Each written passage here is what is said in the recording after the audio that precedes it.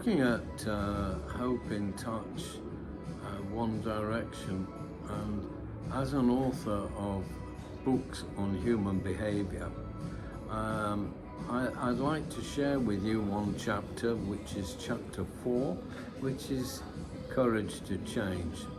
And it falls into many categories, but the most important one of all is the struggle with life. Everybody has a struggle with life. There's no smooth living, and everybody in this world is broken in some way.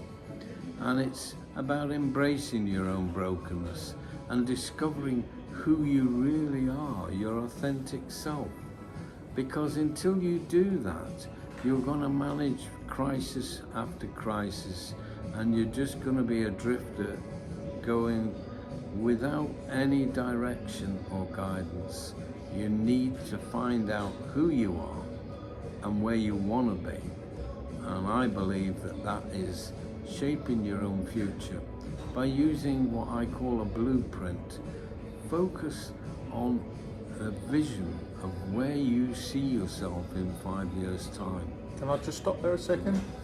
And what we're doing, if you go to either Goal-Focusin.org.uk, the link's in the bio, or hopeintouch.org, isn't it? Hopeintouch.org. I get confused because mine's .org.uk, his is just .org. If you go there, we are providing courses for people, and there's a free course. And the free course that we're providing actually is on this topic, basically. So if you find this interesting, by all means, we'd love for you to download the course, take the little course, and open a new door for yourself, possibly. What do you think, Keith? Yeah, I think that it is about old ways don't open new doors, and new doors is the way ahead. The world is going to be transformed at such pace, it'll take most people's thinking away. They'll take their breath away, and that is why people need to learn to self-development, invest time, money and effort in themselves, and understanding who they are and where they see themselves in the future. Because it's only when you can see yourself and you can see the invisible, you will achieve the impossible. I mean, that's a beautiful thing.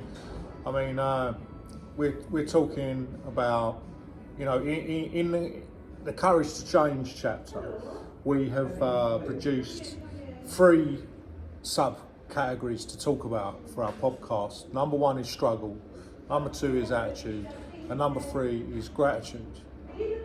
So we could possibly talk about all 3 of them, but we're talking about struggle, aren't we, really? But common ground for everyone.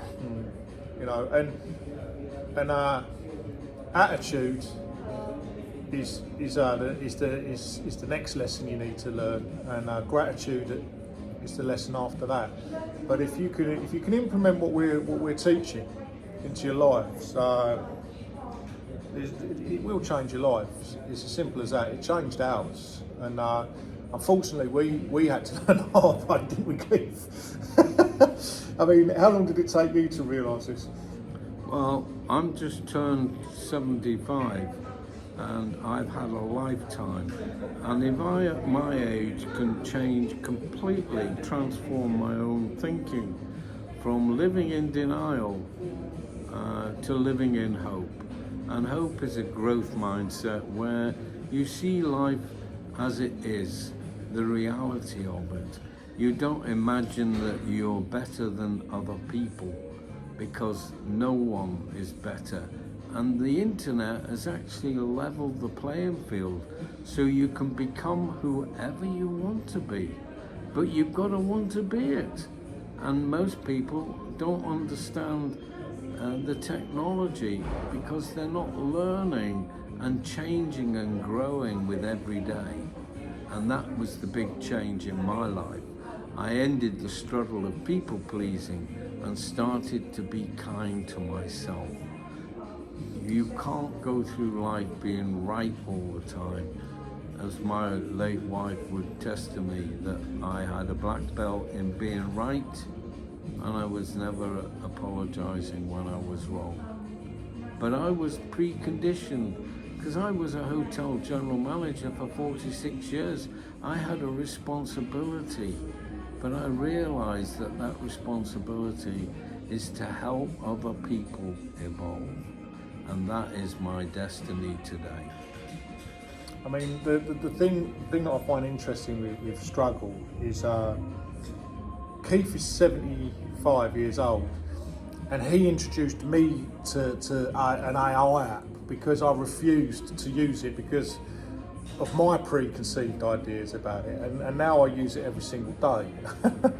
And how many 75-year-olds do you know that are changing the way they act? Most 75-year-olds, certainly that I know, I'm not saying it as a rule, but I'm sure it is a bit of a rule, know it all. And they ain't willing to change because they've lived it and they ain't going to change. Keith is willing to change at 75 years old. He's willing to look at himself and change. I mean, I think that's an amazing thing. This guy has got a wealth of knowledge, and we've got videos, we've got ideas, we have got an endless amount of information to share, haven't we?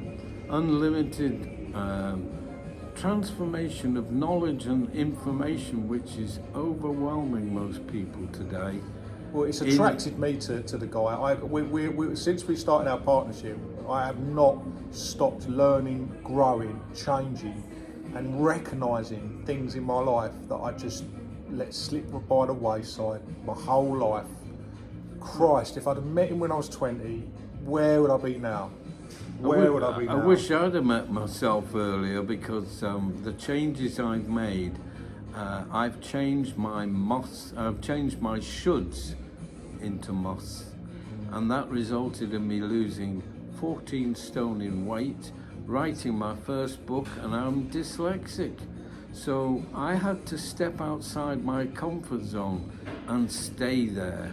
And the only way you can stay outside and not be drawn back into the comfort zone and old behavior and bad habits is you have to create new healthy options.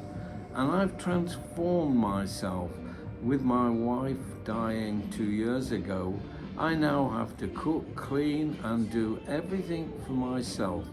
And I've never been happier, because I know who I am, and I know where I'm going and where I will be in 5 years' time.